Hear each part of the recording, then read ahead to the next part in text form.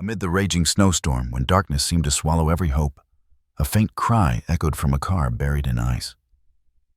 No one heard it, except for an old dog willing to risk everything to pull two lives back into the light. This isn't just a story of rescue. It's about loyalty, courage, and the miracles that appear when we least expect them. Subscribe now to catch more emotional and breathtaking stories from us. The storm had begun before sundown. Slow at first, a shy flurry that dusted rooftops and clung to bare tree branches. By nightfall, it had swollen into a white fury that smothered Silver Creek, turning the quiet mountain town into a ghostly landscape. Snow fell in thick, blinding sheets, twisting through the high beams of streetlights like restless spirits. The world was reduced to two colors, white and black, and the silence beneath the roar of the wind felt endless, like the town had been buried alive. The two-lane mountain road that curved away from the center of town was a dangerous place, even in good weather. Tonight, under the weight of the storm, it was treacherous. Ice stretched invisible across the asphalt, slick as glass. The ridgeline to the right dropped off into darkness, where the jagged trees of Silver Creek Forest reached up like claws. The only movement was a lone sedan, its headlights cutting a fragile path through the white chaos. Behind the wheel sat Hannah Miller, her hands tight on the steering wheel, Knuckles' pale jaw clenched. At 25, she wore the look of someone far older, a young woman aged not by years, but by responsibility. Her chestnut hair, damp from melted flakes that had found their way inside, was pulled into a loose braid that trailed down her coat. Shadows under her hazel eyes told of long days and longer nights of bills paid with tips of dreams postponed for survival's sake. In the back seat, bundled in a pink fleece blanket inside a booster seat, 4-year-old Lily Miller was half asleep. Her small head lolled to the side, golden curls damp with the breath of the storm each time Hannah had opened the car door earlier. She clutched a stuffed rabbit, its ears worn from years of love, close to her chest. Her breaths came in little puffs, visible in the cold air that slipped through the failing heater vents. She was too young to understand the peril, too young to know that the weight of their lives had always rested on her mother's narrow shoulders. Hannah leaned forward slightly, squinting through the windshield as the wipers struggled against the relentless flakes. The dashboard lights flickered, and a whisper of fear crossed her mind. What if the car broke down here on this road, in this storm? She shook the thought away. Fear wouldn't help Lily. Fear never had. Almost home, baby, she murmured softly, glancing at her daughter in the rearview mirror. Just a little longer. Hold on. The sound of Lily's sleepy hum, faint and off-key, filled the cabin for a moment. Hannah let the sound wash over her like a prayer. Then it happened. From around the bend, a pair of headlights burst into view. Too bright. Too fast. The glare seared Hannah's eyes before she could register what it meant. A gray pickup truck, heavy wide, roared into her lane engine, snarling against the snow. Her heart slammed into her ribs. Instinct screamed. She jerked the wheel, left foot crushing the brake pedal. The sedan shuddered, tires squealing on the ice, but the pickup was already there. The impact was brutal. A sound like thunder metal folding glass, exploding bones of the car groaning as if torn apart. Hannah's scream caught in her throat as the force yanked her sideways. The world lurched, tilted, and then the sedan was airborne. Lily shrieked the cry, sharp and terrified, before it was swallowed by the chaos. The car flipped once, twice. The world outside the windows became a blur of white and black tree trunks flashing like prison bars. Gravity spun, dragged, released, then clutched again. Hannah's body slammed against the seatbelt, her head striking the side window. She tasted copper. The final crash came with a deafening crunch as the sedan smashed into a cluster of trees at the bottom of the embankment. The force rattled the very air. Then everything went still. Snow settled like ash around the wreck. Steam hissed from the twisted hood, curling into the night. A faint trail of broken glass and bent metal carved a scar down the slope. Inside the car, Hannah slumped against the cracked side window. Blood trickling from a gash at her temple, weaving crimson into the wool of her scarf. Her breaths were shallow, almost invisible against the frosted glass. Her hand limp had slipped from the steering wheel to rest against her thigh. In the back, Lily whimpered. Her stuffed rabbit had tumbled to the floor, its ear bent beneath a shard of glass. The girl's small hands twitched, her face pale in the dim glow of the dashboard. Tears streaked through the dusting of snowflakes that had blown in. Her voice, barely more than a whisper, trembled, "Mommy." Above them on the icy road, the gray pickup had skidded to a stop on the shoulder. The driver's door cracked open, spilling a slice of light onto the snow. Brandon Hayes stepped out, breath steaming in the frigid air. 23 years old, handsome in a careless, entitled way, He looked every bit the golden boy of Silver Creek's most powerful family. His blonde hair was disheveled, falling into pale gray eyes that darted wildly. His lips were still stained with the remnants of bourbon from the party he had fled earlier. The tailored coat he wore looked absurdly out of place against the carnage below. For a moment he just stared at the broken guardrail and the faint outline of the sedan down the embankment. His breath quickened, fogging in front of his face. Panic clawed at him. He could hear faintly, was that a child crying? His chest tightened. He muttered a curse and rubbed a trembling hand over his jaw. The temptation surged. Climb down, help them. Call for an ambulance. Do something. But then another thought hit harder. His father, Richard Hayes, president of the Silver Creek National Bank. A man who held half the town in debt and the other half in his palm. Brandon could already hear his father's voice. You ruined everything. You'll ruin us all if this gets out. The weight of that voice silenced his conscience. Brandon's jaw clenched. He forced himself to look away from the wreck to convince himself that if he couldn't see them, they weren't real. They'll be fine, he whispered to no one. Someone will find them. But the words cracked in the cold air, hollow broken. His pulse hammered and sweat prickled despite the freezing night. He climbed back into the truck, fingers fumbling on the ignition. Through the storm, Lily's faint cry echoed up the ravine, carried by the wind, desperate and thin. Brandon flinched, shut his eyes, and whispered the only thing he could cling to. Dad will handle this. The truck roared back to life, tires spitting snow as he fled into the night. The taillights vanished into the storm, leaving behind nothing but silence and the soft whimper of a child whose world had just been shattered. Down in the wreck, Hannah stirred faintly, a low groan escaping her lips before slipping back into unconsciousness. Lily reached for her mother, tiny fingers brushing against Hannah's sleeve. Her breaths came faster, fogging the air in shallow bursts. She didn't understand the danger, only the cold that bit at her skin and the silence that felt too big, too heavy. The storm howled around the broken car's snow piling higher against its frame. The headlights cracked, but still glowing weakly cast a dim halo across the trees, illuminating the lonely footprints that led away from the guardrail. The only proof that someone had been there and had chosen to leave. The night pressed in, merciless. And somewhere in the distance beyond the ridgeline, the faintest echo of hope stirred, though Hannah, and Lily couldn't yet know it. The storm had settled over Silver Creek like a curse, howling through the pine branches and rattling the shutters of the last cottage before the forest line. Snow pressed heavy against the weathered picket fence, creaking with each gust, and the porch light flickered weakly against the swirling dark. The world was white, endless, suffocating. Yet in the middle of it, one old dog stirred. Rex the Malinois lifted his grizzled head from the porch board's ears, twitching at something the human ear could never have caught. His body went rigid, nose lifted into the icy wind. At first it was only a whisper, faint metallic sharp as a knife. Gasoline. The second scent followed a heartbeat later. Blood. And beneath it, so fragile he almost doubted himself, the thin, quivering cry of a child. His chest rumbled with a low growl, not of anger, but of recognition. Training long buried rose like fire through his veins. This wasn't the wind. This wasn't a dream. Someone was out there. Someone needed him. From inside the cottage, a voice called softly. Rex, supper's ready. Walter Green. 70 years old, shuffled into the glow of the doorway. His frame was thin beneath a wool cardigan, shoulders bent from the years, face lined with the kind of sorrow that never truly leaves. His wife had been gone 10 winters, now taken by an illness the doctors couldn't fight. Since then, Rex had filled the silence, a companion who never judged, who always listened. Come on in, boy, Walter coaxed, holding the door open wider. The faint smell of stew drifted into the storm, but Rex didn't move. Instead, he pushed up onto his paws, snow clinging to the black and tan fur that had faded with age.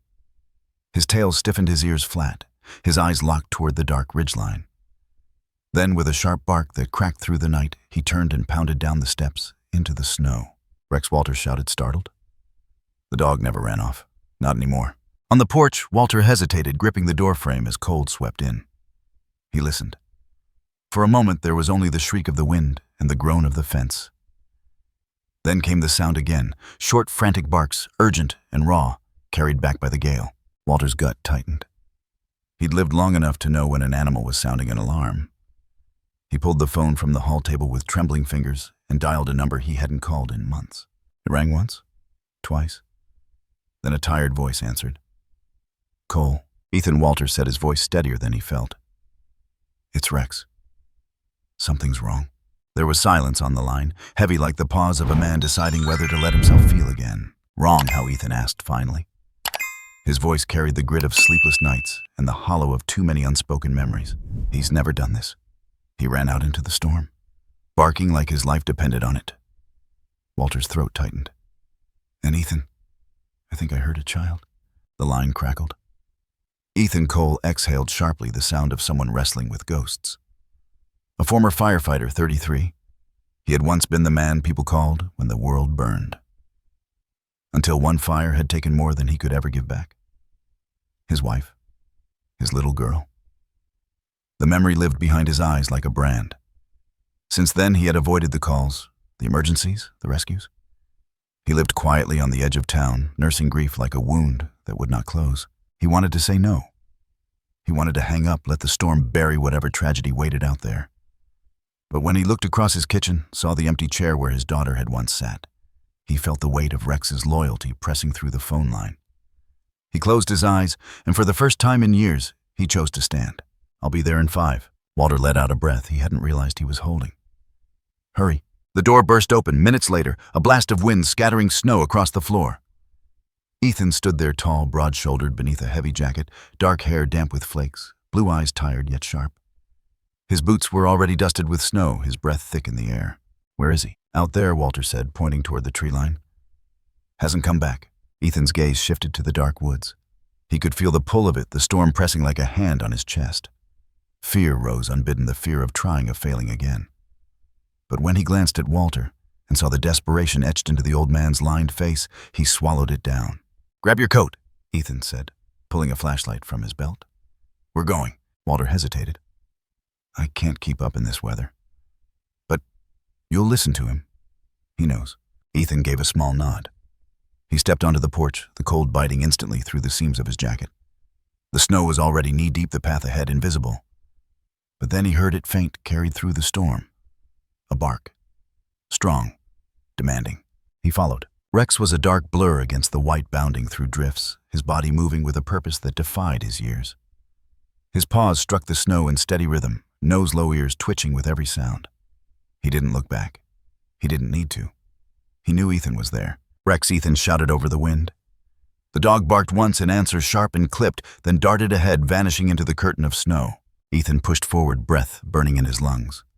Memories clawed at him, the heat of flames, the screams he hadn't reached in time, the smell of smoke in his daughter's hair. His chest tightened, but he kept moving. Tonight wasn't about the past. Tonight, something was waiting in the dark.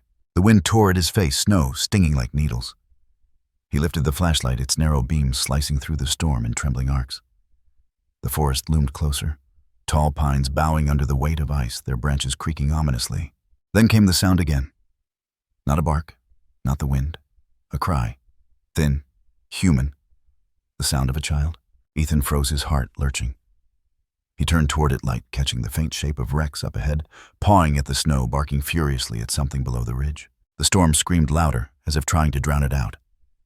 But the truth was there, undeniable now. Someone was down there. Ethan's grip tightened on the flashlight. Hang on, he muttered to the unseen. We're coming.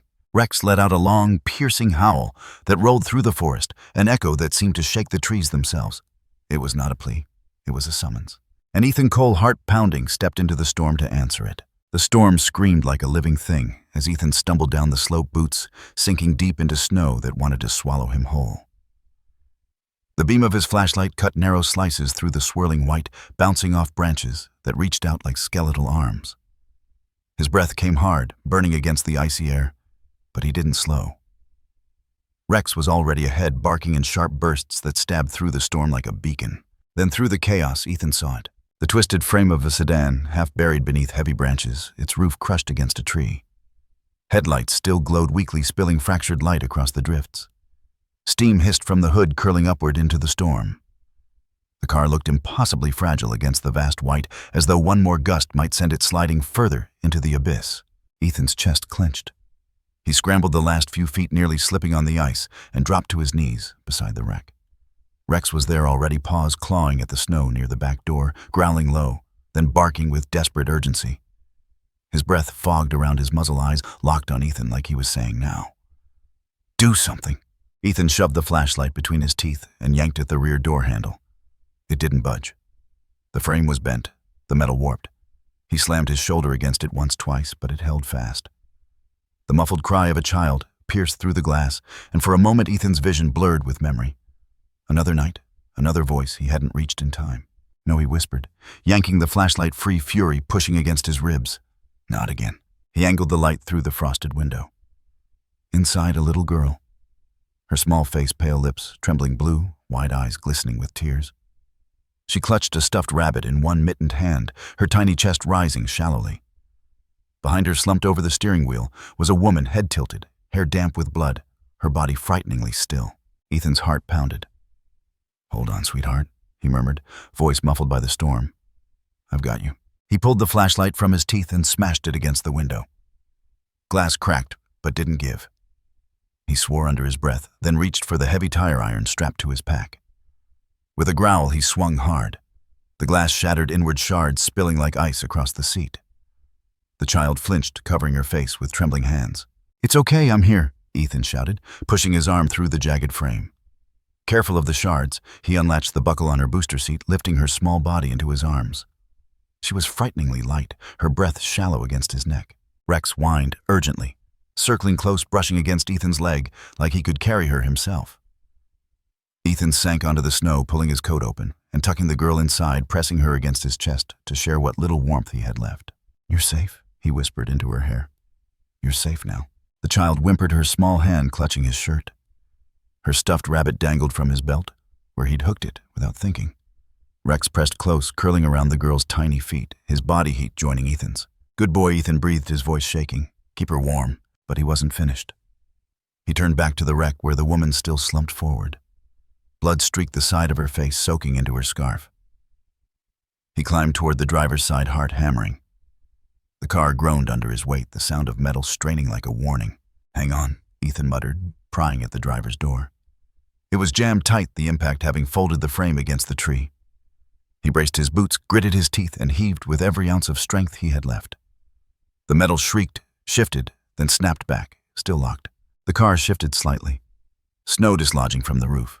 Ethan froze, eyes darting to the edge of the slope. The sedan sat precariously balanced between the tree and the drop. One wrong move, and it could tumble further down into the ravine. Behind him, Rex barked, sharp and frantic, as if to remind him of the stakes. The little girl whimpered again, her muffled cry slicing through the storm. "I know," Ethan growled, adrenaline spiking. "I know." He reached through the broken rear window instead, crawling carefully into the back seat. Shards of glass dug into his jacket, the cold cutting through the fabric like knives. He stretched forward, fingers brushing the woman's shoulder. Her skin was cold, but not lifeless. "Ma'am," he called, voice urgent but steady. "Can you hear me?" No response. He slid closer, wedging himself between the seats. His fingers found her pulse at her neck. Faint, weak, but there. Relief surged through him like fire. "You're not leaving her either," he whispered, more to himself than to her. The roof groaned again, louder this time, the sound of metal threatening collapse. Ethan grabbed the seatbelt latch and pressed. It jammed. He cursed, fumbling for the knife at his belt, flicked it open and sawed through the thick strap. Her body slumped sideways into his arms, limp and frighteningly light. He gathered her, carefully mindful of her head, and shifted backward. But the moment he tried to climb out, the entire car, shuttered metals shrieking as snow beneath the tires gave way. "Damn it," he hissed. He glanced at Rex, who stood outside the window, barking furiously, claws scraping at the snow as if to pull them free by force. The child whimpered again, inside Ethan's coat, a sound that cut sharper than the storm. "You're gonna be okay," Ethan said through gritted teeth. "All of you." He pushed with his legs, shoving both himself and the woman through the shattered window. The car shifted again, a sharp crack splitting the night as metal bent further. Snow tumbled down in sheets, burying the hood. Ethan stumbled into the drifts, clutching the unconscious woman against his chest. He staggered back just as the sedan groaned one last time and slipped further, its frame screeching, before it lodged deeper against the tree, balanced but doomed. They didn't wait to see if it would hold. Ethan fell to his knees, gasping for breath, laying the woman gently on the snow beside Rex and the little girl.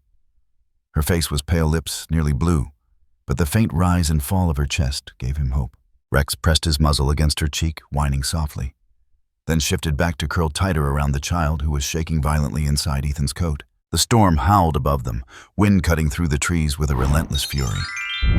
Snowflakes stung Ethan's face as he stripped off his outer fleece and wrapped it around the woman's body.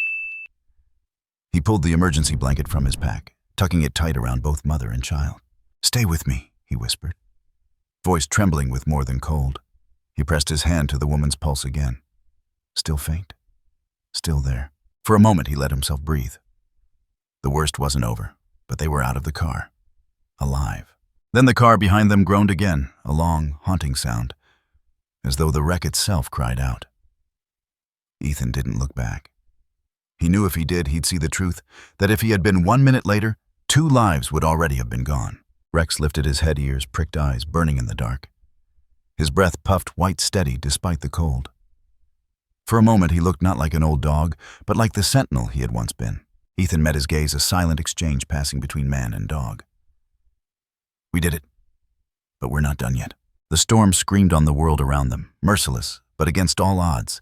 3 fragile lives clung to a sliver of hope in the frozen dark. The storm still raged outside, battering against the windows of Silver Creek General Hospital. But within its sterile walls, the world had narrowed to one urgent race against time. Fluorescent lights blazed harshly in the corridors, reflecting off white tiles, scrubbed so clean they smelled faintly of bleach. Nurses hurried past with trays of equipment, their shoes squeaking on the polished floor, voices clipped and urgent. On a gurney, Hannah Miller lay motionless, her chestnut hair matted with blood, her pale face illuminated by the harsh lights above. Straps kept her from slipping as 2 paramedics pushed her through the swinging doors of the emergency wing. Tubes snaked across her chest, oxygen feeding into her lungs in shallow, desperate bursts. Her pulse fluttered weakly on the monitor there, but fragile like a candle guttering in the wind. Just behind her, in a smaller cot swaddled in thick, heated blankets, little Lily whimpered softly, her lips still tinged with blue, her small body trembling from the grip of hypothermia. An oxygen mask dwarfed her tiny face, the fog of her breath visible only when the nurse leaned close enough to see. "Temperature's dropping fast," one nurse said sharply. "Get her to warming protocols now." "She's just 4 years old," another murmured, shaking her head as they wheeled the child into a separate room. "She won't last if we don't stabilize her soon." Ethan Cole stood just outside the double doors, chest-heaving snow still melting from his jacket and dripping onto the floor.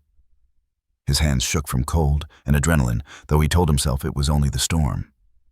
His eyes, sharp and blue, never left the door as it swung shut behind Hannah and Lily, sealing them into the realm of doctors and machines where he could no longer reach. Beside him, Rex lowered himself onto the tile front paws, stretched forward, head upright, ears twitching at every sound that came from beyond the wall. His dark eyes never left the door either, as though he could will it open, as though his very presence could guard the 2 lives inside. Walter Green arrived moments later, his steps slow but sure. He carried with him the kind of calm that came from years of weathering storms too great for one man to shoulder. His cardigan hung loose over his shoulders, damp at the edges from the snow. He lowered himself into the chair beside Ethan with a weary sigh. "They'll do everything they can," Walter said softly, though his own eyes lingered on the door with the same desperate focus. Ethan didn't answer. Words felt too small, too fragile for the weight pressing down on his chest. He kept his gaze fixed forward, fists clenched in his lap. Walter turned his attention to the nurse at the counter, who had just finished scribbling notes into a chart. "You see that dog?" Walter said, tilting his chin toward Rex. His voice held a quiet pride. "He's no ordinary mutt. That's Rex. Used to serve in the county's K-9 unit. Saved more people than I can count. Fires, avalanches, missing children. He never quit. Not once. Even when he got that scar on his hind leg, he pulled through." The nurse glanced at the Malinois, who sat so still he could have been carved from stone. Snowflakes still clung to the thick fur on his back, melting slowly into dark patches. She softened. "He looks like he'd do it all over again." Walter's mouth curved faintly. He just did. In the waiting silence, Ethan leaned forward, elbows braced against his knees, head bowed. He could still feel the weight of Lily against his chest, her tiny body trembling as though her bones themselves had turned to ice. He could still smell the copper tang of Hannah's blood, see the way her head had lolled against his arm. His mind replayed it all, each detail sharper than a blade. "I was too late once before," he thought bitterly. "Not again. Not tonight." Beyond the emergency room doors, machines beeped steadily. The doctors moved with precision, their gloved hands quick and careful. They cut away Hannah's blood-soaked scarf, revealing the gash at her temple. "Cranial trauma," one said. "Possible concussion." BP is unstable. Get a CT scan ready. In the pediatric wing, Lily's small frame lay dwarfed by the hospital bed. Heated blankets wrapped her tightly warm air, pumping beneath to coax life back into her shivering body. A nurse rubbed her tiny hands, gently coaxing blood back into pale fingers. Come on, sweetheart. Stay with us. Back in the waiting area, the clock ticked louder with every second. Ethan's jaw clenched as he studied the floor, his leg bouncing restlessly.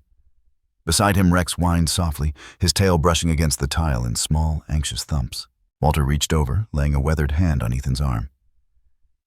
You did good, son. You brought them back. Ethan's throat tightened. He didn't feel like he had done good. Not yet. She wasn't breathing right, he muttered. The little girl was so cold. I don't know if it's enough. Walter's gaze softened. It was enough to give them a chance. And sometimes that's the only thing that matters. Through the thick glass of the observation window, Hannah stirred faintly. She was deep in sedation, her body unmoving, but somewhere within the darkness of her mind, a dream unfolded. She stood in the snow again, though the storm around her was not real, but something conjured from fear itself. She heard Lily's voice, fragile, terrified, calling for her. Mommy. Mommy, don't leave me. Hannah turned, heart pounding, but the snow was too thick. She could see only shadows. The cold sank deeper, gnawing at her bones. Panic clawed through her chest. Lily, she cried, stumbling forward, arms outstretched. Where are you, baby? The child's cry came again, closer this time, but laced with desperation. Hannah dropped to her knees, clawing at the snow that wasn't really there. Her fingers came away wet, stained crimson. She gasped, trembling. Then a voice, deep and steady, broke through the blizzard. Not her father's, not her late husband's, a stranger's. But it carried with it a warmth she hadn't felt in years. I'll protect her, the voice said firmly. She turned, desperate to see. Through the haze of white, a tall figure emerged. His face was blurred by light, but his eyes, blue, piercing, locked with hers. I promise you, he said, his tone unyielding. I won't let anyone hurt her again. Tears streamed down Hannah's cheeks as she whispered, Please, save her. I will. The storm inside her dream began to soften, the howling winds fading into silence. For the first time since the crash, warmth brushed her skin. She clutched the voice like a lifeline, even as consciousness tugged her away. In the waiting area, Ethan lifted his head suddenly, as though sensing her plea. His gaze flicked to the emergency room door, heart thrumming in his chest. He didn't know why, but he whispered under his breath, I swear it. You won't face this alone. Rex leaned against his leg, then a silent anchor, his breath steady and warm. The doors swung open. A doctor stepped out, peeling off her gloves, her expression unreadable. Ethan surged to his feet, Walter right behind him. She's stable for now, the doctor said, her voice calm but measured. Head trauma, possible swelling. We'll keep her under observation. The little girl, her body temperature is rising. She's responding to the warming protocol. Ethan's chest loosened, the knot of dread unraveling just enough to breathe. He closed his eyes briefly, whispering thanks to no one in particular. Beside him, Rex exhaled sharply, a low whine rumbling from his throat, as though he too understood the gravity of the words. Walter nodded, eyes damp. Thank you, doctor. The doctor glanced down at Rex. That's the dog they said led you to them. Ethan's lips pressed into a faint smile. He didn't just lead us. He wouldn't stop until I followed. The doctor crouched briefly, running a hand gently over Rex's head. Then you saved more than 2 lives tonight, old boy. Rex's ears flicked, his eyes softening as he leaned into her touch. As the doctor disappeared back through the doors, the waiting room fell into silence again. Ethan sank into the chair, his body trembling now that the rush of adrenaline was fading. Walter sat beside him, his hand resting lightly on the armrest. Through the glass, Hannah lay still, her hand twitching faintly on the blanket. In the crib beside her, Lily's small chest rose and fell more evenly, now her color slowly returning. Ethan's gaze lingered, his promise echoing silently in his mind. No one will hurt her again. And though Hannah could not hear him somewhere in the fragile space between dream and waking, she clung to those words as if they were the only thing keeping her alive. The storm had finally begun to loosen its grip on Silver Creek by the time Ethan Cole returned to the mountainside. Snow still blanketed the ridge in thick, uneven drifts, but the furious winds had stilled to a breathless hush. The forest stood solemn, its tall pines bowed beneath the weight of white branches, sagging like weary shoulders. The silence was deceptive, fragile as though the land itself was holding its breath. Ethan trudged through the snow with Rex at his side, their footprints the only disruption in the unbroken expanse. His breath curled into the cold air, sharp and deliberate, each inhale a reminder of the thin line between survival and silence. He hadn't wanted to leave Hannah and Lily at the hospital even for an hour, not when their lives still balanced on fragile threads. But something in his chest, something gnawing and relentless, had driven him back to the crash site. A voice inside, stubborn as fire, whispered that what happened here was no accident. Rex seemed to know it too. The Malinois moved with a tense focus, nose low to the ground, ears flicking at every faint sound beneath the heavy stillness. His paws cut deep into the snow, leaving behind a trail like a map etched across the white canvas. Every so often he'd pause, sniff the air, then press forward, pulling Ethan with him, as though led by invisible threads of memory and instinct. The wreck itself had already been cleared by a tow truck that morning. Only jagged grooves in the snow and broken branches remained to mark the violent descent. But Ethan's eyes swept over the slope like a searchlight, drinking in every scar the crash had left behind. He crouched near the guardrail where the sedan had first veered off the road. The snow was churned there, gouged into twin arcs that cut across the asphalt. He ran his gloved hand along the rough steel rail fingers, brushing against something that made his breath still. Dark streaks, not rust, fresh, paint. He leaned closer, scraping the brittle flakes gently into his palm. Black. Glossy even in the pale light. The wrong color for Hannah's faded blue sedan. His jaw tightened as the pieces clicked in his mind.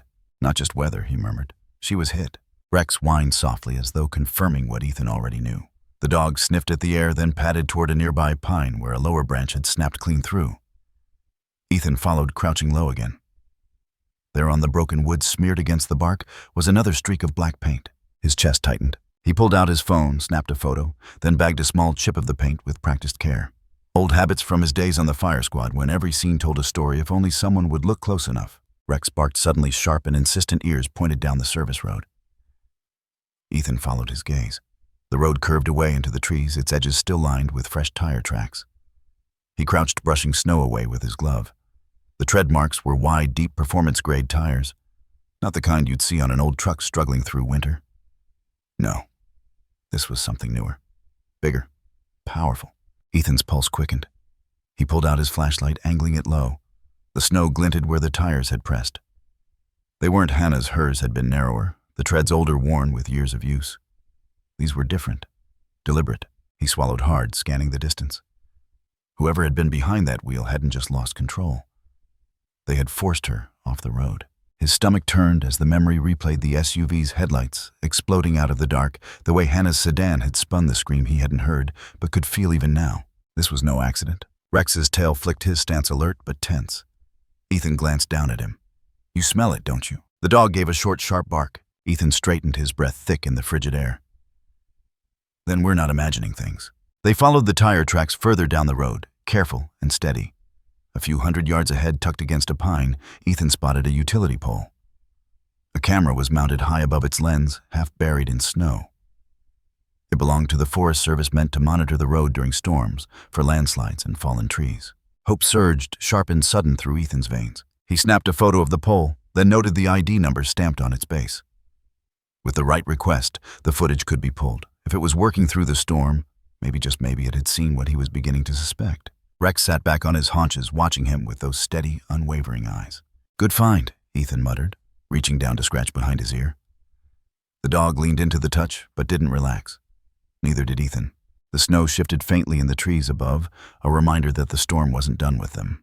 Ethan glanced at the wreck site one last time, the grooves in the snow stark against the white-like scars that refused to fade. He turned back toward town, his jaw set. We're getting to the bottom of this, boy. No matter who's behind it.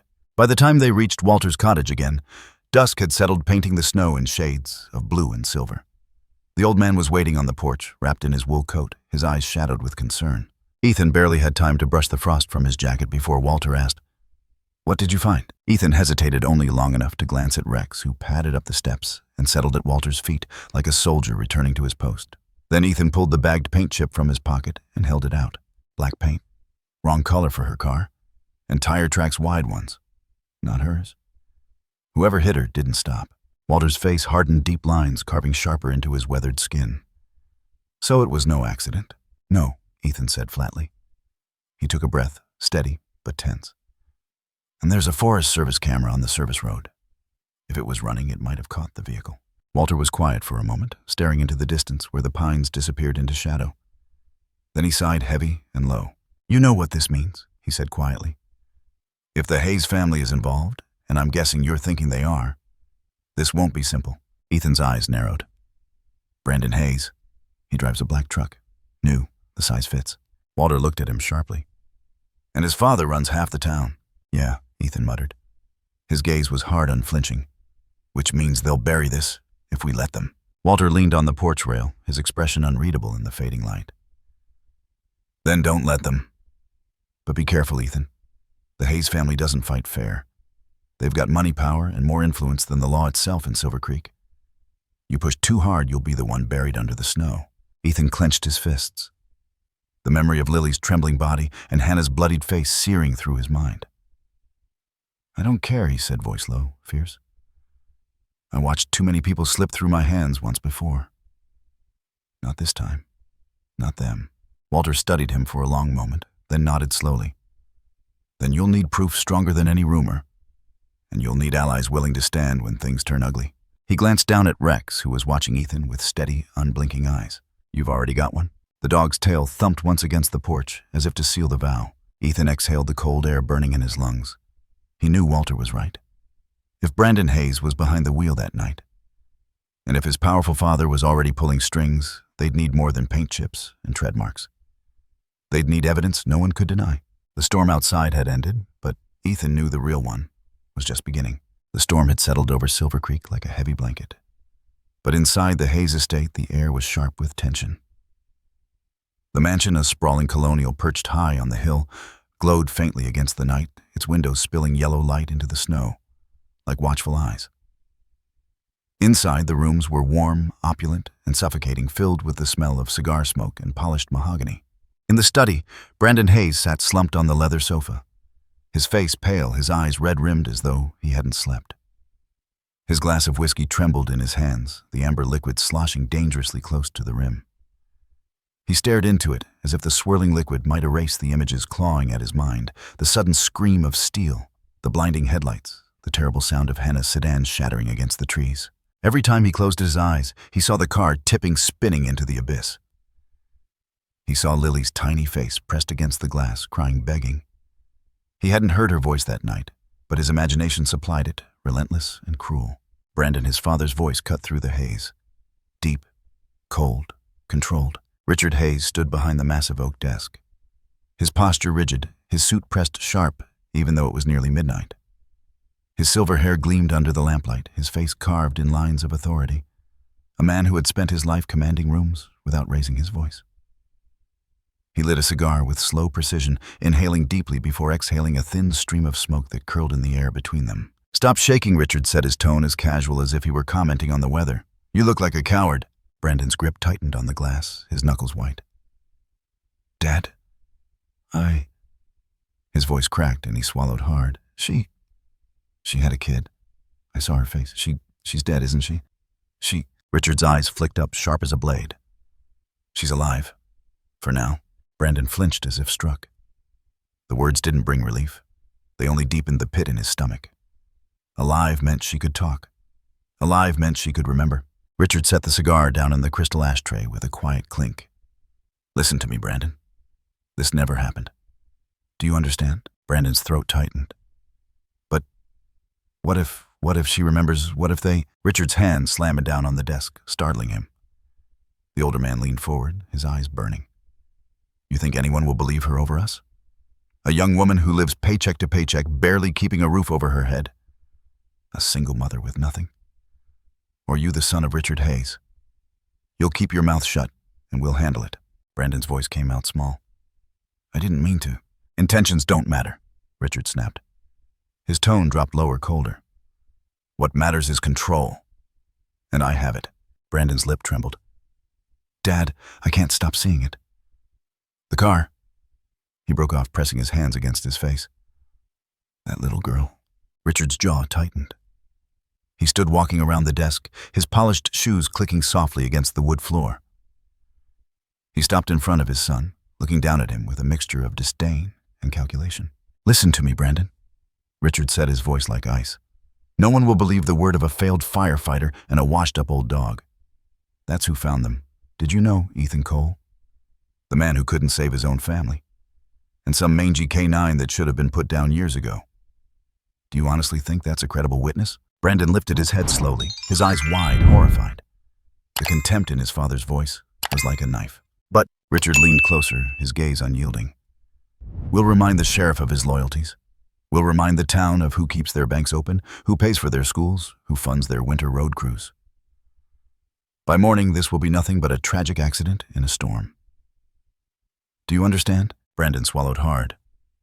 He nodded, though his eyes glistened with tears. Good, Richard said sharply. He straightened, smoothing his suit jacket. Now finish your drink. And for God's sake, stop acting like a child. You have a reputation to maintain. Brandon obeyed, though his hand shook so violently the glass nearly slipped. He drained the whiskey, the burn doing nothing to chase away the guilt clawing at his insides. Upstairs, the wind pressed against the windows, rattling the glass, like a warning no one inside wanted to hear. Meanwhile, across town, Ethan stood at the counter of the Silver Creek Sheriff's Department.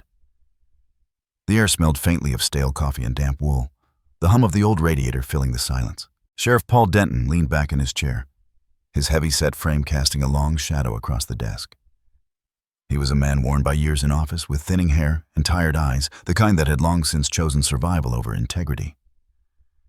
He tapped a pen against the report in front of him, his expression carefully neutral.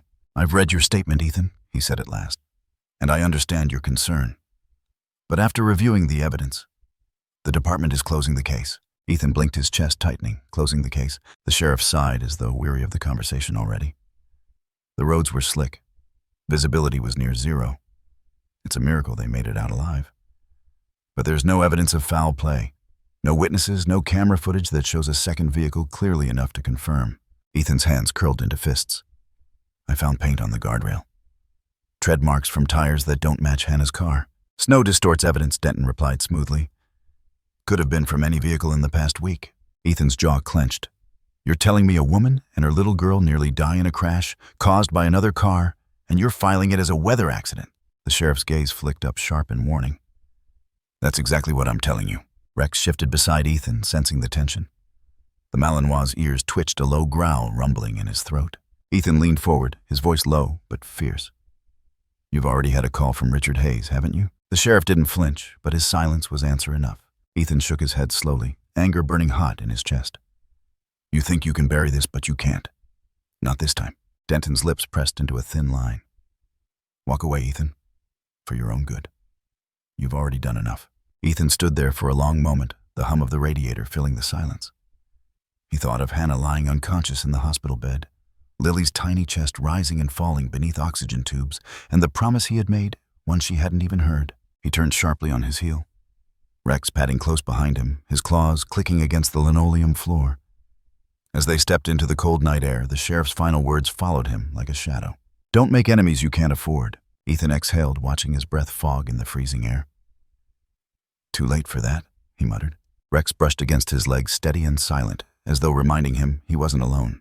And as the lights of Silver Creek flickered faintly through the snow, Ethan knew one thing, with absolute certainty. If the Hayes family wanted to bury the truth, they'd have to bury him too. The sterile hum of machines filled the dimly lit hospital room, a fragile rhythm that measured the distance between life and loss. Outside, the snow had finally eased, leaving Silver Creek in a shrouded quiet, but inside the storm was far from over. Ethan stood at the doorway, his broad shoulders tense, watching the faint rise and fall of Hannah Miller's chest. She stirred against the white sheets, her face pale, her lips chapped, a thin bandage wrapped around her temple where blood had once stained the snow. At the foot of the bed, Lily lay curled in a smaller cot, wrapped in blankets, her tiny hands clutching the worn ear of a stuffed rabbit someone had left beside her. Rex sat close, his body pressed protectively against the crib's edge, his dark eyes unblinking as if standing guard against the world itself. Every so often, he'd lower his head and nuzzle Lily's hand gently, the kind of reassurance no human words could provide. Ethan's throat tightened as Hannah's lashes fluttered. Slowly, painfully, her eyes opened. Confusion clouded the hazel depths. At first, then memory struck like a blade. She inhaled sharply, her body tensing against the sheets. The car, she whispered hoarsely. Her voice cracked raw from disuse. The lights. It hit us. She gasped, her hand jerking toward the cot. Lily. Ethan stepped forward quickly, his voice steady though his chest ached with the weight of her fear. She's here. She's safe. Sleeping. Hannah's eyes darted to her daughter, relief washing over her features in a shuddering wave. Tears welled and spilled silently down her cheeks as she reached trembling fingers toward the cot. Rex lifted his head, pressing his muzzle against Lily's tiny hand, his gaze shifting toward Hannah with a gentleness that cut through the sterile cold. She cried. Hannah whispered, her voice breaking. I couldn't reach her. I thought. She trailed off, shaking her head, unable to finish. You did everything you could, Ethan said firmly. He pulled a chair close, lowering himself beside her. The rest was on us. On him. At the word, Hannah's gaze snapped toward him, a flicker of panic sparking in her eyes. Who? Ethan hesitated, searching her face. Do you remember what happened before the crash? Anything about the other vehicle? Her brow furrowed. She pressed her fingers against her temple, eyes squeezing shut as fragments flickered through her mind. Headlights too bright, the sudden roar of an engine, the jolt that ripped her world apart. Her breath caught. It wasn't the storm, she said softly. Then her eyes widened, filling with terror. It was a truck. Black or gray, I don't... She swallowed hard. He hit us. On purpose. Ethan nodded, his jaw tight. I believe you. For a moment, silence stretched, broken only by the faint beep of the monitors and Lily's soft, steady breathing. Hannah stared at the ceiling, her chest rising in uneven pulls, and then her voice dropped, barely audible. I can't say that out loud. If I do, they'll come for us. For her. Her gaze snapped toward Lily again, protective and desperate. You don't understand. The Hayes family, they own this town. They can take everything. They can take her. Ethan leaned forward, his voice low but fierce. I do understand. And that's exactly why we can't stay quiet. Her eyes shimmered with tears, and she shook her head. You don't know what they're capable of. I know enough, Ethan replied. His mind flashed with Richard Hayes' name, whispered in every corner of Silver Creek, the way the sheriff had shut the case as though it were an inconvenience. And I know that if we let them bury this, it won't stop. Someone else will be next. Her lips trembled. She turned her face away, staring at the wall, as if it might offer safety. I already almost lost her. I can't risk it again. Rex shifted, then standing slowly and padding closer to her bedside. He lowered his head onto the edge of the mattress, resting his muzzle against Hannah's trembling hand. His eyes, deep and steady, met hers with a quiet insistence. He didn't speak, but he didn't need to. Hannah's fingers brushed against the coarse fur on his head. The warmth grounded her, anchoring her against the storm of fear inside. Lily stirred faintly in her sleep, her tiny hand tightening on the stuffed rabbit. Ethan's voice softened, though the fire in it never dimmed. She deserves the truth, Hannah. Not just for her safety, for her future. If we don't stand now, they'll keep their power. They'll keep using it. And one day someone else's little girl won't wake up. Hannah squeezed her eyes shut, tears slipping down her temples. The memory of Lily's muffled cries in the freezing dark was too fresh, too raw. She saw Brandon's headlights in her mind, the way the car had lunged like a predator, the sheer helplessness that had gripped her as her daughter screamed. Her voice was a whisper, fragile as glass. What if they destroy us? Then we fight back, Ethan said without hesitation. He leaned closer, his tone steady as steel. You won't be alone. I swear to you I will not let them hurt her again. The words settled over the room like a vow. Hannah turned her head, meeting his eyes for the first time. In them, she saw no hesitation, no fear, only the unshakable resolve of a man who had lost too much already and refused to lose again. Her breath shuddered. Why, she asked softly. Why would you risk yourself for us? Ethan's jaw worked, his eyes darkening with memory. For a moment he almost didn't answer. But then his voice came low and raw. Because once I couldn't save the people I loved most. And I swore if I ever had the chance again, I wouldn't fail. His gaze flicked to Lily, then back to her. This is that chance. Hannah's chest ached. The fear didn't vanish, but something else broke through, a flicker of trust, small but steady, like the first flame in the dark.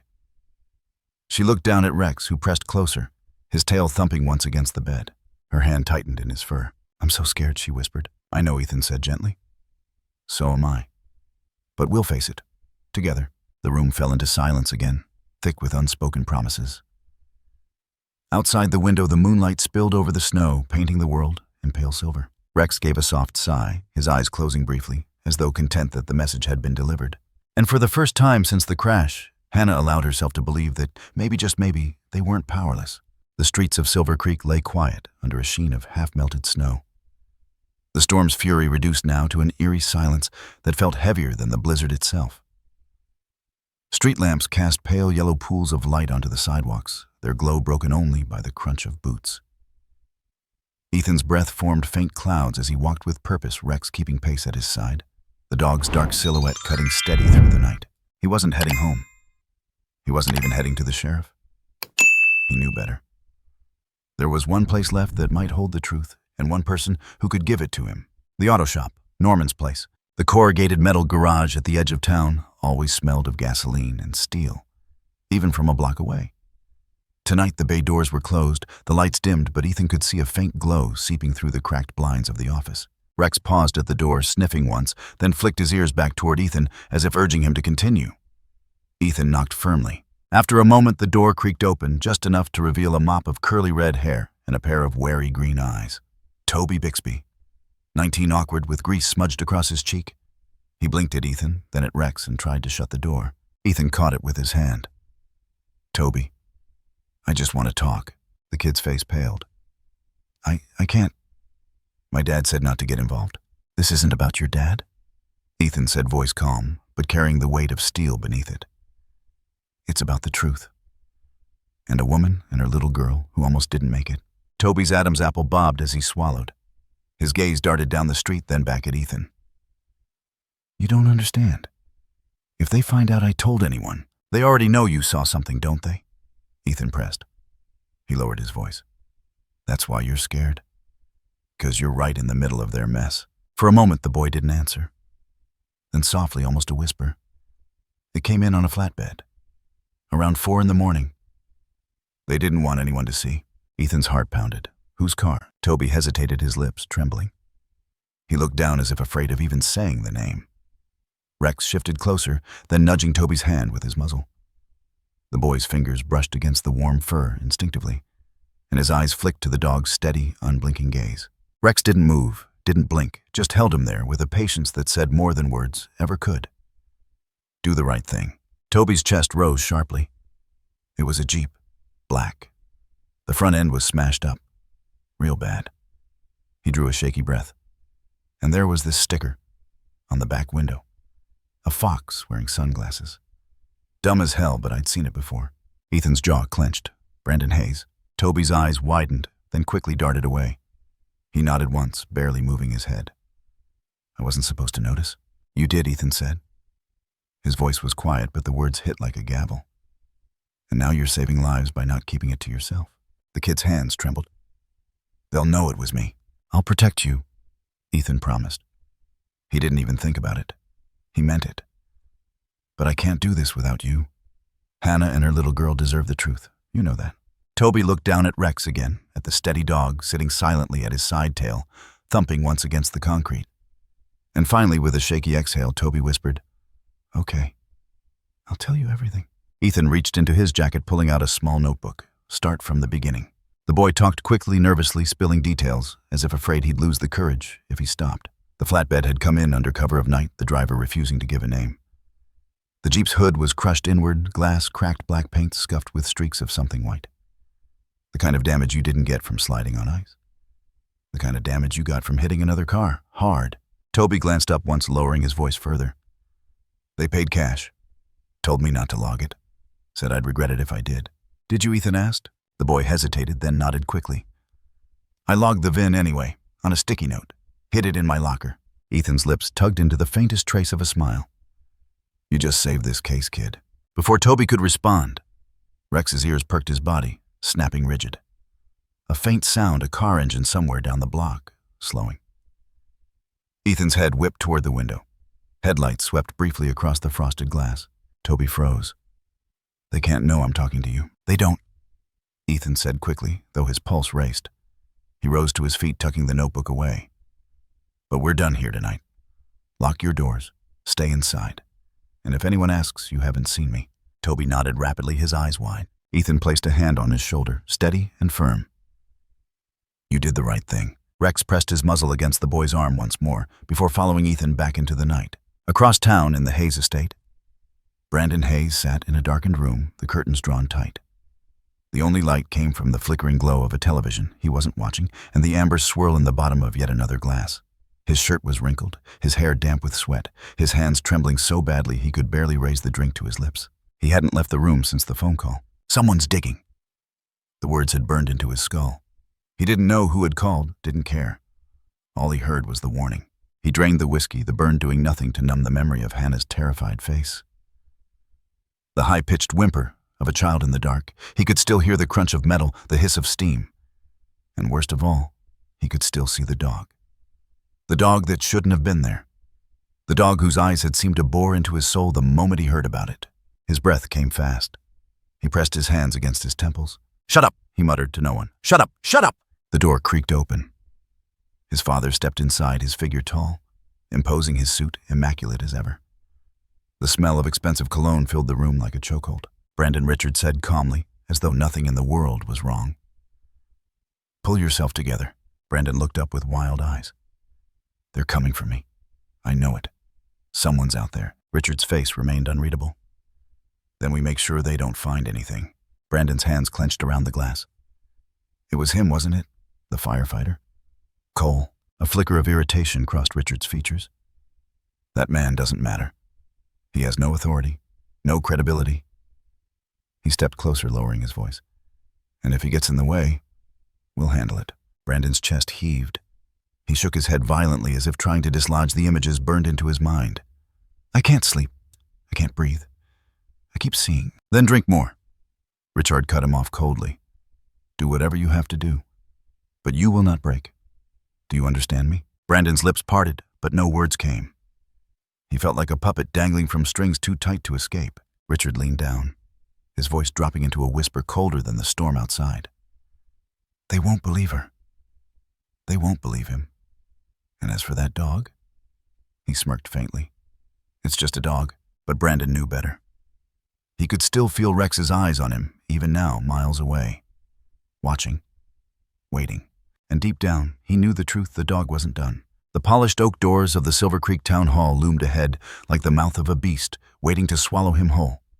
Snow had been brushed off the marble steps, but the air still smelled of storm, of something unsettled and unfinished. Ethan climbed the steps with deliberate resolve, Rex at his heel, Hannah just a pace behind. She wore a pale scarf around her head, the bruise at her temple still visible beneath her makeup. Her eyes set with a quiet determination that made Ethan's chest ache. Behind the strength, though, he could see the flicker of fear she tried to hide. She wasn't just walking into a building. She was walking into the lion's den. The deputy stationed at the entrance shifted uneasily as they approached. His gaze dropped to Rex, then to Ethan's badge clipped loosely on his belt. He didn't stop them. Maybe he knew better. Maybe he was just too afraid of who they were about to face. Inside the hall smelled of old leather and tobacco of power that had been kept polished and untouchable for decades.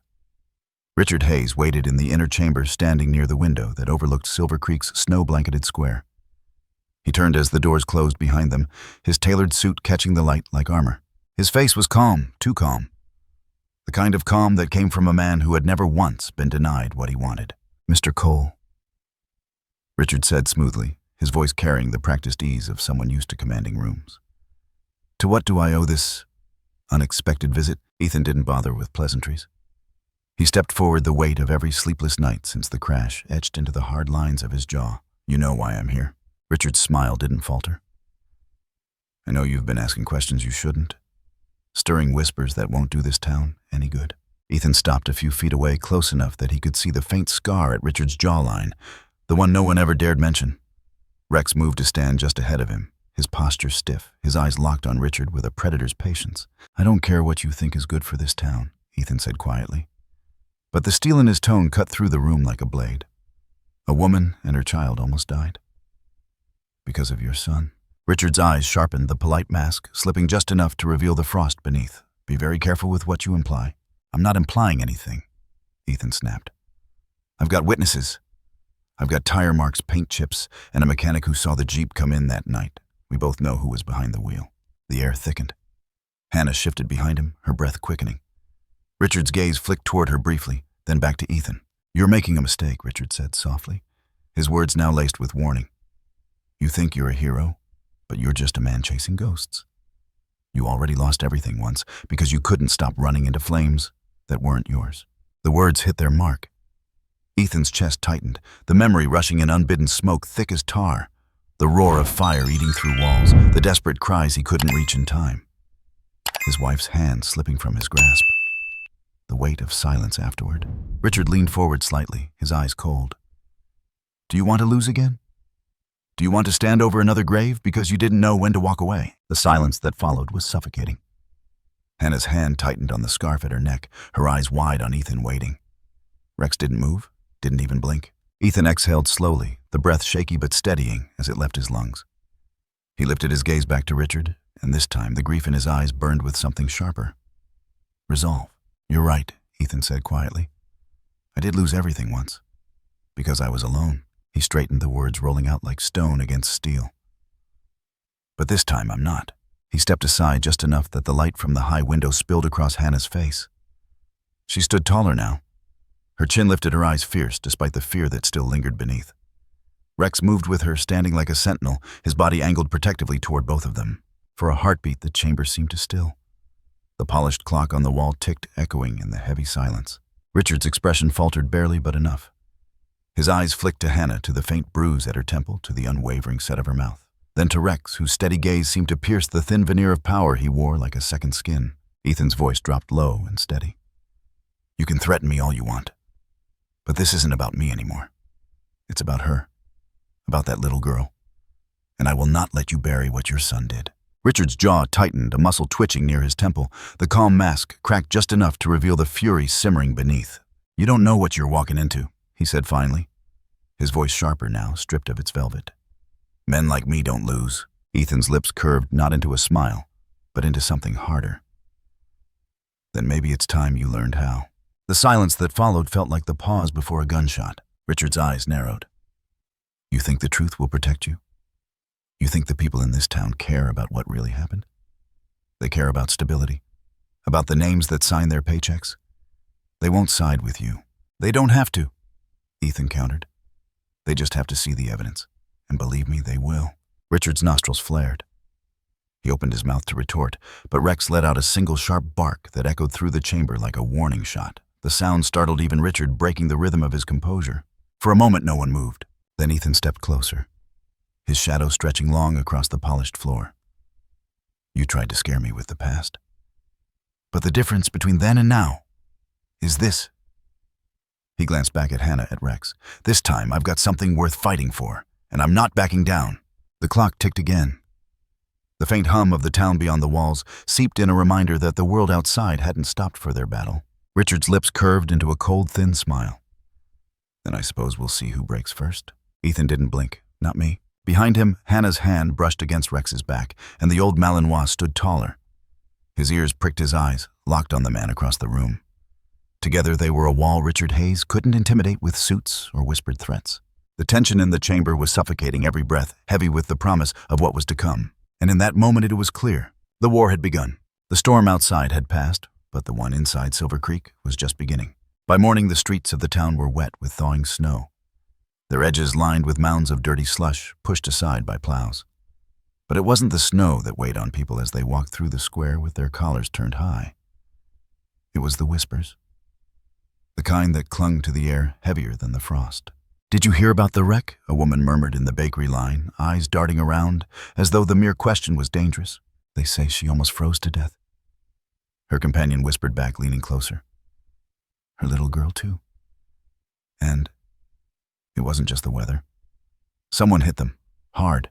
The words passed from mouth to mouth, from church pews to the grocery aisle. A shadow followed the Hayes name wherever it was spoken. A name once untouchable now trembled at the edges of every rumor.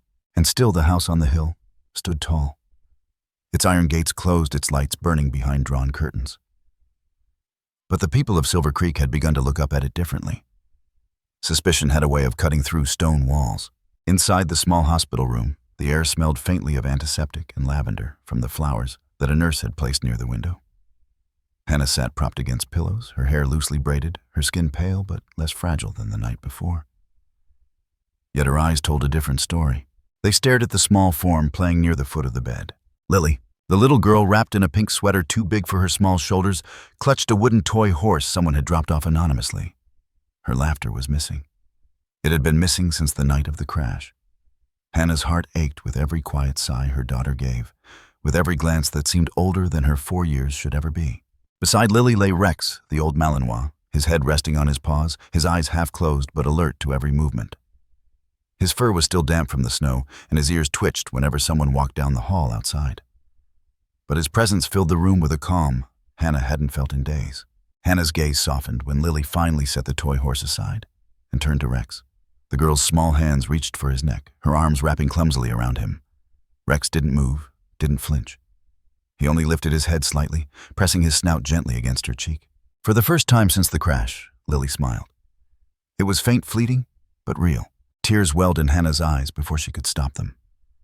She pressed her hand to her lips, the sob that threatened to escape caught in her throat. From the corner of the room, Ethan watched silently. He hadn't knocked before entering, hadn't wanted to break the fragile spell that seemed to wrap the child and the dog in their own quiet world. But he couldn't look away. The sight hit him like a hammer to the chest, the innocence of that little girl finding light again in the shadow of so much darkness. The old dog scarred and weathered, becoming the anchor she needed. He drew in a slow breath, the determination that had been simmering since the night of the crash, hardening into something unshakable. When Hannah finally noticed him, she wiped quickly at her eyes. She hasn't smiled since that night. Her voice cracked. Ethan stepped closer, his boots quiet on the linoleum. He looked down at Lily, who now giggled softly as Rex's tail thumped once against the floor. "That's why we can't stop," he said gently, his voice carrying a weight that made Hannah meet his gaze. "We have to finish this." Her eyes searched his, the fear inside her rising like a tide. "And if we fail, if they come after us, Ethan, I can't lose her. I can't." "You won't." The words came so firmly, so certain, she almost believed them. Ethan crouched beside Rex, brushing his hand across the dog's fur. Rex looked up at him, ears pricked, as if echoing the vow in silence. They already tried to bury the truth once Ethan continued, his voice low. "But you saw it. You lived it. And so did she." He glanced at Lily, then back at Hannah. "We can't let them win by keeping quiet." Hannah's chest rose and fell in a sharp breath. She looked down at her daughter again, the memory of headlights flashing in the snow slicing through her like glass. She remembered the weight of metal crushing around them, the helpless cry from the back seat. And then, silence. Cold, suffocating silence. Her hand trembled as she brushed a strand of hair from Lily's forehead. "I just want her safe." "That's exactly what we're fighting for," Ethan said. The words hung between them, solid, unshakable. From outside the room came the sound of footsteps. 2 nurses whispering as they passed. Hannah caught fragments of their words. "The Hayes boy. Sheriff says weather-related, but they're saying the firefighter found proof. If that's true, everything changes." Her heart pounded. She turned to Ethan. "The whole town's talking." Ethan's jaw set. "Good. Let them.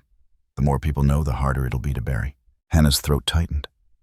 She wanted to believe him, but the shadow of the Hayes family's power loomed large in her mind. She'd grown up in Silver Creek. She knew how deeply their influence ran, how many doors they could close with a single phone call. "What if the sheriff doesn't back us?" she whispered. Ethan's eyes didn't waver. "Then we go around him. We don't need the sheriff to tell the truth." Rex let out a low, steady whine, nudging Lily's shoulder, as if sensing her mother's fear. The little girl giggled again, burying her face in the thick fur of his neck. Hannah's heart cracked open at the sound. She hadn't realized how much she needed to hear it. That sound of life, of resilience. It was as if Rex had pulled her daughter back from the edge of the dark. Ethan's gaze softened as he watched them. Then it hardened again, his voice dropping into something like a vow. "We have to end this." The words weren't loud, but they carried enough weight to make Hannah's chest ache. She met his eyes, and for the first time she saw not just a man haunted by his past, but one willing to fight for a future, for her daughter, for her, for the truth. Outside, the snow on the rooftops began to drip steadily in the late morning sun. But inside Silver Creek, the storm was only growing. The late winter sky hung heavy over Silver Creek, gray and swollen, threatening one final storm before spring could break through. The wind carried the bitter edge of snow, yet to fall hissing through the bare branches that clawed at the horizon like skeletal fingers. Inside the small hospital room, Hannah paced near the window, clutching her coat around her shoulders. She hadn't slept since whispers spread that the Hayes family might act before any warrant could be served. Rex lay by the door, ears twitching, every muscle ready to spring. Ethan stood in the hallway with his phone pressed tight to his ear, listening as Toby's shaky voice spilled through the line. "I swear it was him," Toby whispered. "Brandon?" He came into the garage again. He wanted his Jeep fixed faster, said he needed to get out before it was too late. Ethan's stomach tightened. An hour ago, he left in a hurry, headed toward the North Ridge. The storm's coming in from that way. Ethan hung up his pulse, hammering. He stepped back into the room. "He's running." Hannah's face drained of color. She instinctively reached for Lily, who sat on the bed clutching Rex's collar as though the dog was her anchor in a world that had been tearing itself apart around her. "What do you mean running?" she whispered. "Brandon's trying to leave town before anyone can stop him." Ethan grabbed his coat, his voice clipped urgent. "If he makes it past the ridge before the storm hits, he'll vanish. And if he thinks you'll talk," Hannah's breath caught. "You think he'd come here for us?" Rex growled low as if answering the question. Ethan met her eyes. "We can't take that chance." The storm arrived quicker than the forecasts had warned. By the time Ethan's truck barreled out of the hospital parking lot, fat, heavy flakes already lashed against the windshield, carried by a wind that howled like a warning through the valley. Rex stood braced in the back, nose, high ears, pricked every fiber of him, pulling forward like he already knew where they needed to go. Hannah sat in the passenger seat, her arms wrapped tight around Lily, who shivered beneath a blanket despite the heater blowing at full strength.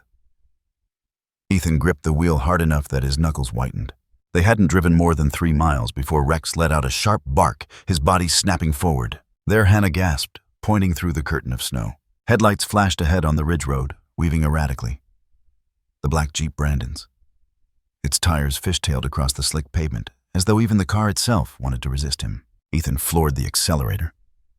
The truck roared in protest as the wheels struggled against the snow. The chase had begun. Brandon must have seen them, because the Jeep jerked violently as it sped up, skidding dangerously close to the guardrail. For a terrifying moment, the back end swung wide, teetering on the edge of the cliff before it corrected itself. Inside, Brandon's face was pale in the glow of his dashboard, sweat glistening despite the freezing air. His hands shook on the wheel. The storm blurred everything beyond his headlights into a white void. Panic thrummed in his veins louder than the engine. "They know," he muttered to himself, his voice ragged. "They know and I can't." In his rearview mirror, Ethan's truck closed the distance. "No." Brandon slammed the accelerator harder, his Jeep fishtailing again. Back in the truck, Lily whimpered and buried her face into Hannah's chest. Hannah tightened her hold, whispering, "It's okay, baby. It's okay, though." Her voice trembled with fear she couldn't hide. Ethan's jaw clenched. He kept his eyes locked on the Jeep ahead, the wipers struggling to push back the snow that fell thicker by the minute. Suddenly, the Jeep veered sharply. The tires screeched against the ice, and the car swerved off the road, plowing into a shallow ditch before grinding to a halt against a snowbank. Ethan slammed the brakes, skidding to a stop just yards behind.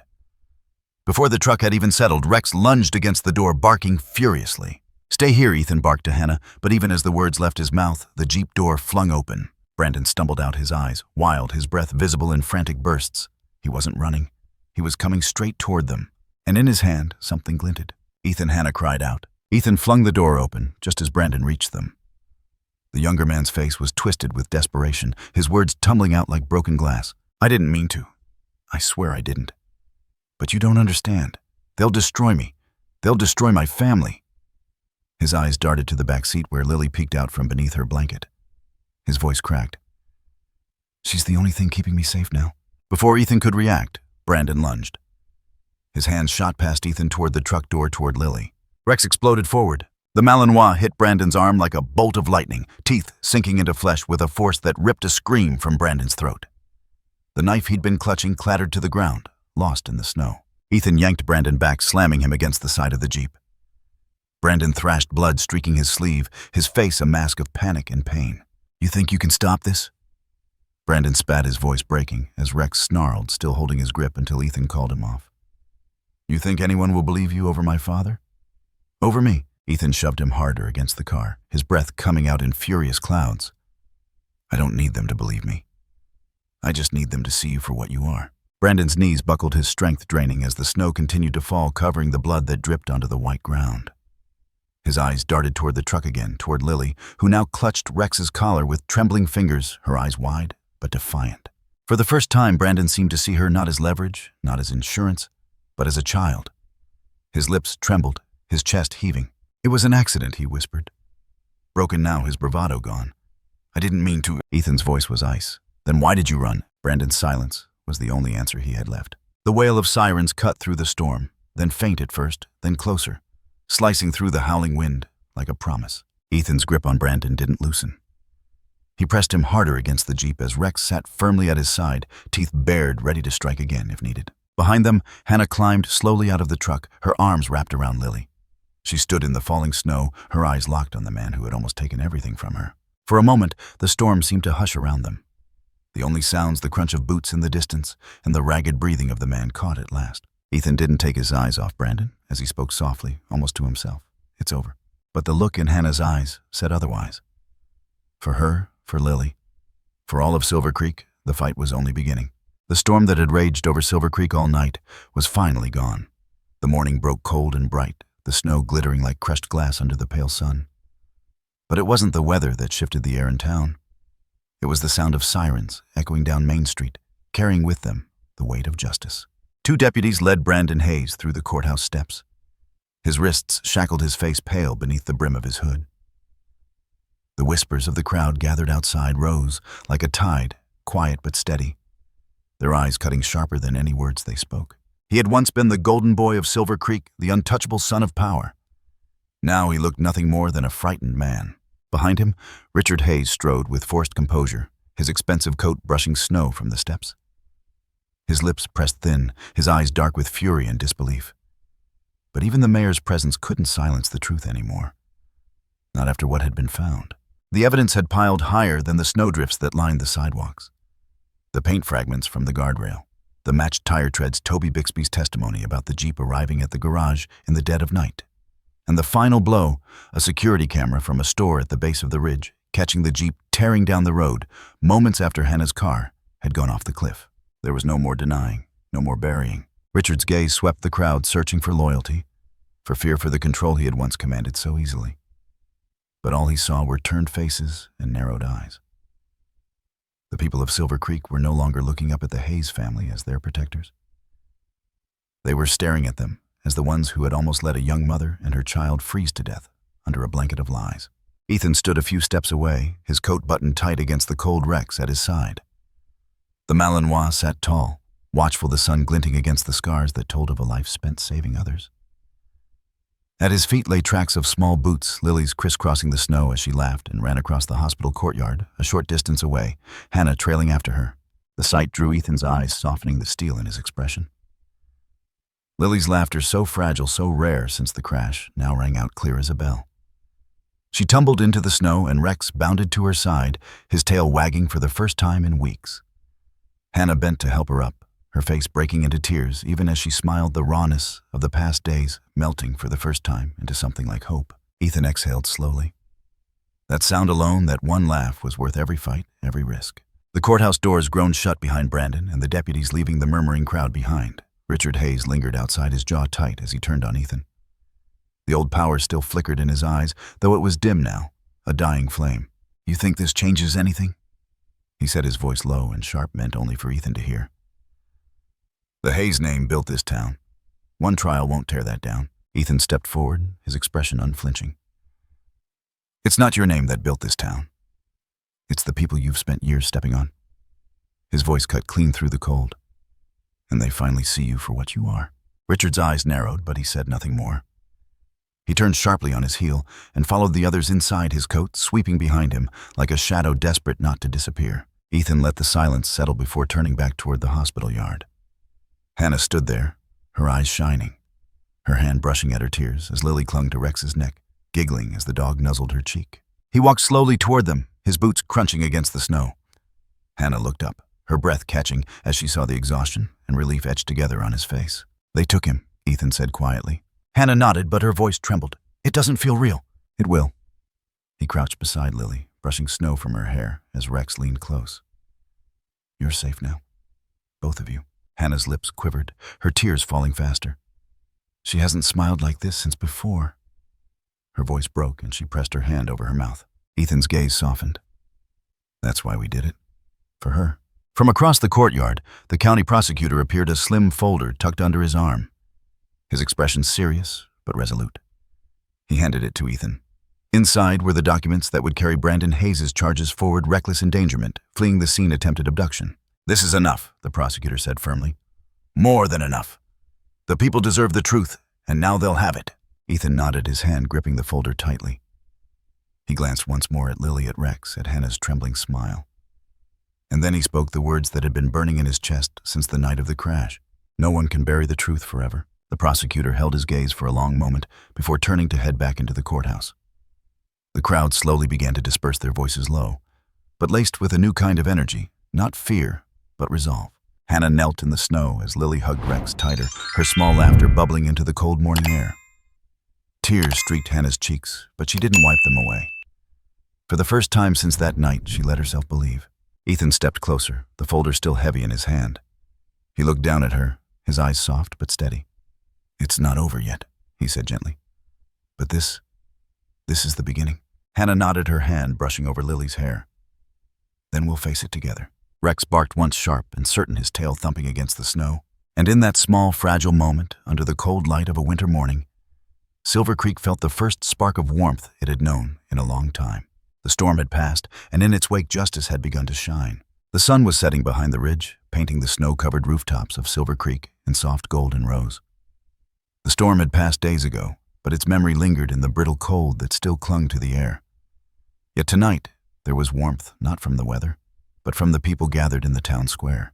A small wooden stage had been set up beneath the tall pine tree that stood at the heart of the square, its branches still dusted with frost. Strings of warm lights were strung overhead, glowing softly against the twilight sky.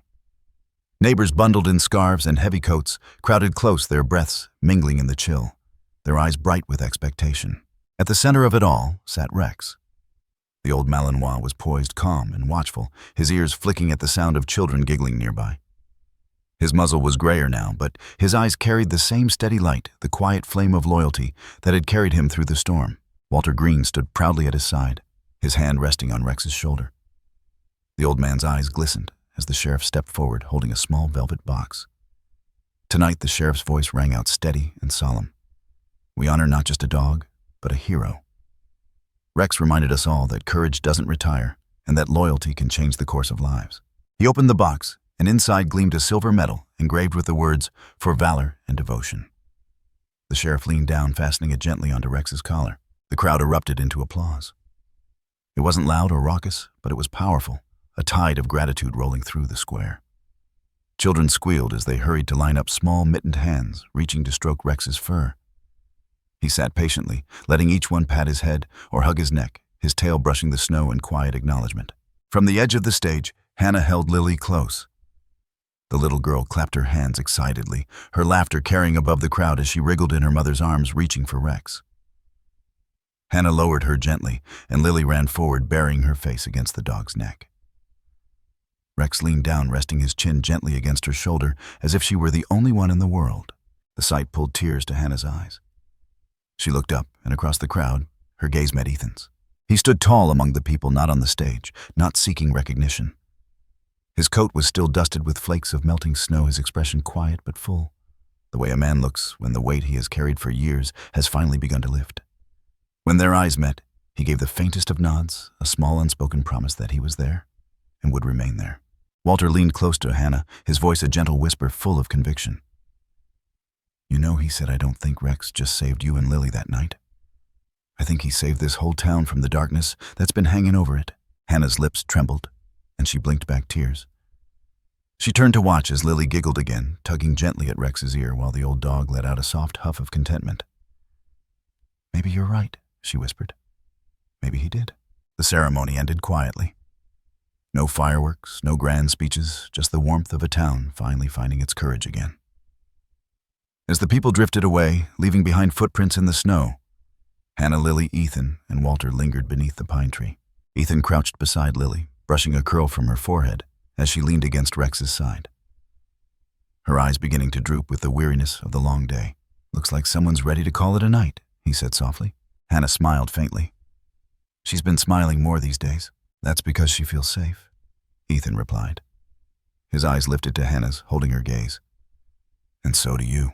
She hesitated, then nodded, for the first time in a long time. They walked together through the quiet streets of Silver Creek, the snow crunching beneath their boots, Rex padding steadily at Lily's side. The lights from the houses flickered warm and inviting, and for once, Hannah didn't feel like an outsider looking in. Back at Walter's cottage, the fire burned low in the hearth, casting a golden glow across the room. Hannah settled Lily into the small bed tucked near the window, pulling a quilt up to her chin. Rex climbed onto the rug beside her, curling close, his head resting near her pillow. Lily's tiny hand reached out, fingers brushing against the thick fur at his neck. Her eyes fluttered shut, her breath evening out as sleep claimed her. Walter stood quietly in the doorway, his eyes misty. "He's claimed her," he murmured. "And she's claimed him. That bond is not something you see every day." Ethan stood beside him, his hands in his pockets, watching as Lily's chest rose and fell, as Rex's ears twitched with each small sound in the house. "It's more than a bond," Ethan said softly. It's like they saved each other." Hannah turned from the bedside, her face softened by the glow of the fire. She moved closer to Ethan, her voice barely above a whisper. "I don't know how to thank you. Any of you." Ethan met her gaze steadily. "You don't have to." His eyes lingered on hers for a moment longer, before he added almost gently, "Just live. For her, that's enough." Walter smiled faintly, backing away toward the kitchen to give them space. Hannah stood there for a long moment, her heart pounding softly in her chest.